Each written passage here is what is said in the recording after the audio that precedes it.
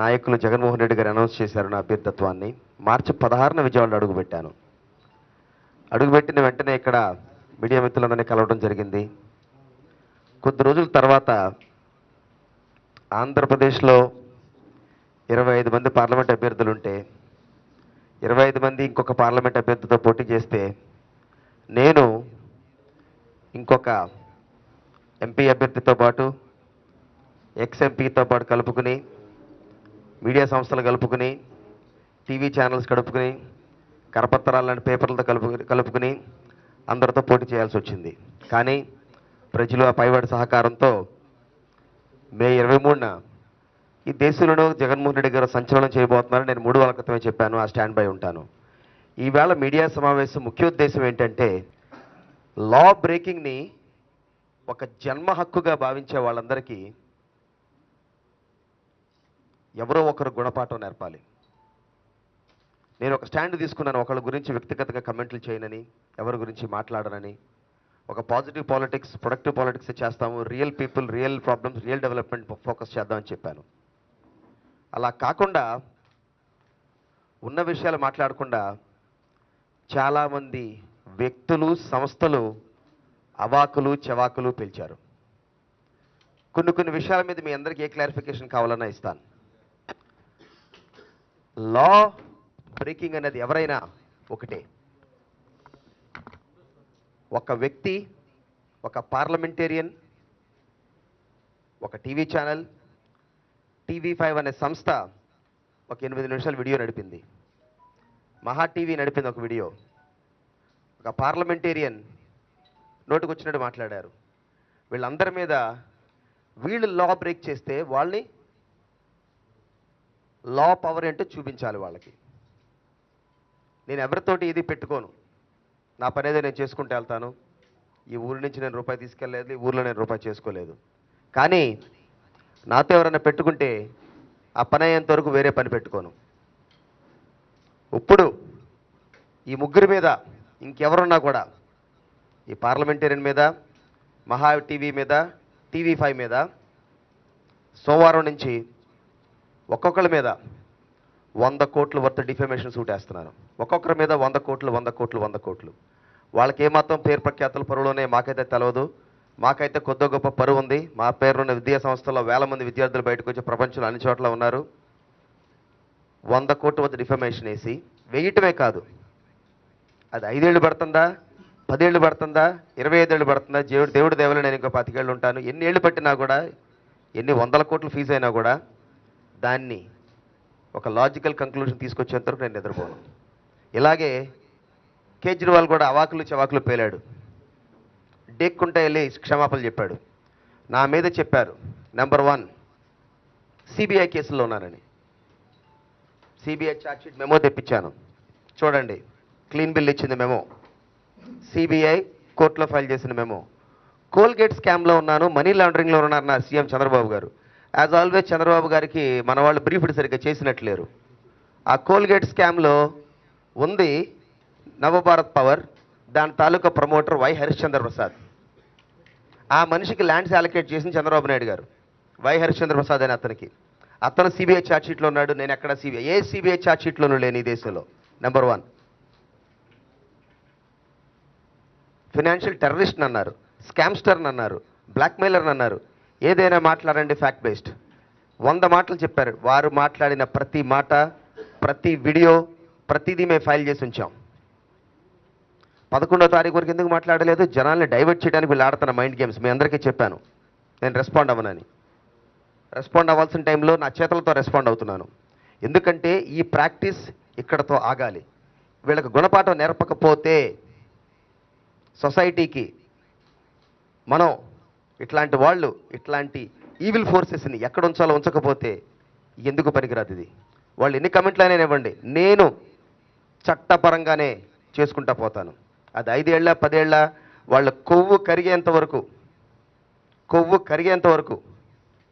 అంటే వీళ్ళని ఏమన్నా తిడదామంటే ఆ పేర్లతో తిడితే అడ్డగడలు అన్నామంటే అడ్డగడలు ఫీల్ అవుతాయి, బర్రెలు అన్నామంటే బర్రెలు ఫీల్ అవుతాయి.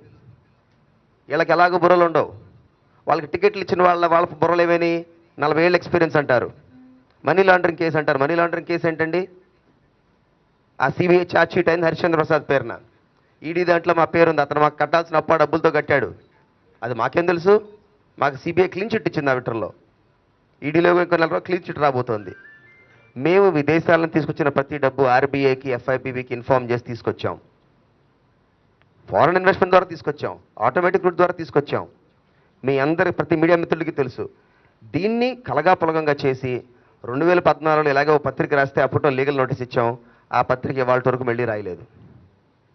వ్యక్తిగత దూషణకి లిమిట్ ఉంటుంది. పబ్లిక్ లైఫ్, ఒక ఫిల్మ్ స్టార్ని బ్లాక్మెయిల్ చేసామన్నారు. మీ అందరికీ తెలవాల్సింది ఏంటంటే ఈ విజయవాడ నగరంలో 100 ఏళ్ల నుంచి ఉన్న సినీ చరిత్ర పరిశ్రమలో నేషనల్ అవార్డు వచ్చిన ఫిల్మ్ ప్రొడ్యూసర్ని. 150 సినిమాలు తీశాను, ఇప్పుడు ఫైనాన్స్ చేశాను, 25 సినిమాలు తీశాను. You name any top star మా దగ్గర 1 కాదు, 2 కాదు, 3 కాదు, 5-6 సినిమాలు వర్క్ చేశారు అందరూ. మహేష్ గారు 2 సినిమాలు, నాగార్జున గారు 2 సినిమాలు, 3 సినిమాలు, అనుష్క గారు 5 సినిమాలు, ఆర్య గారు 5 సినిమాలు. సౌత్ ఇండియాలోనే ఫస్ట్ కార్పొరేట్ సంస్థ చేసింది మేము. ఆ సదరు ఆర్టిస్ట్ గారు మాకు ఒక సినిమా సైన్ చేసి ఆ సినిమా యాక్ట్ చేయకుండా 1 వీక్ ముందు వెళ్ళిపోయారు. మేము సివిల్ క్రిమినల్ కేసు వేసాం. మేము ఇచ్చిన అడ్వాన్స్ కూడా వెనక్కి రాలేదు, అది వెనక్కి తిరిగి ఇచ్చారు. ఏమిటంటే రాజకీయ వ్యవస్థలోకి వచ్చినప్పుడు మీరు చేసింది చెప్పాలి. మీకు దమ్ము ఉంటే మీరు ఏమైనా పని చేస్తుంటే వ్యక్తిగత దోషం మీద చేయటం, ఒక లా బ్రేకింగ్ ఒక హ్యాబిట్ లాగా తీసుకున్న వాళ్ళందరికీ మళ్ళీ జీవితంలో లా బ్రేక్ చేయాలంటే ఈ ఊర్లో వణకాలి. అది మాత్రం నేను చేస్తాను. ఇది మీడియా పరంగా అందరికీ నేను తెలియజేస్తున్నాను. మండే నుంచి మా యాక్షన్ స్టార్ట్ అవుతుంది. ఇదేదో నేను లైట్గా చెప్పట్లేదు. ఎన్ని ఏళ్ళు పట్టినా కూడా ఆ సంస్థల్ని, ఆ వ్యక్తుల్ని అందరూ చాలా పరంగా చట్టరీత్యా చర్యలు తీసుకుంటా ఉంటారు. మేము చట్టరీత్యా చర్యలు తీసుకోం. చట్టరీత్యా ఆ చర్య తీసుకునేంత వరకు ఎన్ని ఏళ్ళు పట్టినా కూడా, ఎంత ఖర్చు అయినా కూడా మేము మాత్రం వదలం. మీ అందరికీ ఇవాళ ఏ ఐటమ్ మీద క్లారిఫికేషన్స్ కావాలని నేను ఇవ్వడానికి సిద్ధంగా ఉన్నాను. మొన్నటిదాకా ఎందుకు సిద్ధంగా? It is beneath my dignity to even answer those stupid allegations. Allegations వేరు, ఏం చేసినా ఫ్యాక్ట్ బేస్డ్గా ఉండాలి. ఫ్యాక్ట్ బేస్డ్ అంటే నన్ను ఒక ఇంటర్నేషనల్ టెర్రరిస్ట్ అంట, ఊరిని దోచుకోవడానికి వచ్చామన్నారు. అన్నీ అబ్స్ట్రాక్ట్ వర్డ్స్ అంతా వాడతారు. అసలు ఆ వర్డ్స్ ఇంగ్లీష్ కరెక్ట్గా పేపర్ మీద ఇంగ్లీష్లో రాయమంటే వాళ్ళకి ఇంగ్లీష్ కూడా రాదు. వాళ్ళకి ఇట్లాంటి వాళ్ళకి టికెట్లు ఇచ్చే వాళ్ళకి బుద్ధి ఉండాలి, వీళ్ళకి కాదు. గట్టిగా ఇంగ్లీష్ రాయటం చూసారా, వాళ్ళు రాయటం చూసారా? వీళ్ళు ప్రజాప్రతినిధులు, ఈ మీడియా సంస్థలు ఈ రకమైన క్యారెక్టర్ అసాసినేషన్ చేసిన ఏ మీడియా సంస్థనైనా రోడ్డు మీద ఈడిచి చేయకపోతే ఈ హ్యాబిట్ కంటిన్యూ అవుతుంది. This should start somewhere and this should stop somewhere. And I'm going to make sure such people are brought to task.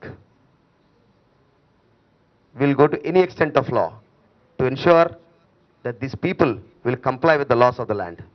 Our founding fathers of this nation have created some acts, have created some protections for people, for individual space, for their privacy, and for their rights and privileges and their fame. మాకు సంస్థలు ఉన్నాయి, కుటుంబాలు ఉన్నాయి, employees ఉన్నాయి. మేము ఎంప్లాయీలు road మీద పడేలా ఒకళ్ళ గురించి మాట్లాడుకుంటే వెళ్తే పుంకాలుగా ఈ ప్రెస్ మీట్ చాలదు. వాళ్ళ గురించి ఒక్క మాట మాట్లాడానా?